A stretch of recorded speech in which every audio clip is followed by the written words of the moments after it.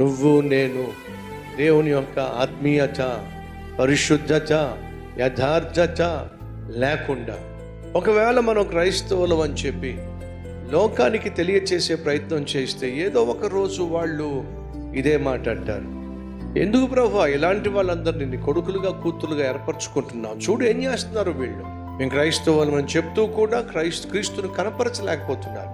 యేసుక్రీస్తులాగా జీవించవలసిన నీ బిడ్డలు అలా జీవించకుండా ఎలా అఘోరిస్తున్నారో చూడు. సహోదరి సహోదరులు జాగ్రత్త. అలాంటి స్థితిలో నువ్వు నేను మనం ఎప్పుడు ఉండడానికి వీల్లేదు. ఆ మాట యేసయ్యను చూస్తూ వాళ్ళు అంటూ ఉంటే యేసయ్య తన శిష్యులను చూసి ఏమన్నాడు తెలుసా? అల్ప విశ్వాసులాగా ఎంతకాలం నేను మీతో ఉంటాను. రెండో మాట ఏంటి తెలుసా? ఎంతకాలం మిమ్మలను సహిస్తాను నేను. ఏమిటిది? ఇదేనా నా నామానికి మీరు తీసుకొచ్చే ఘనత?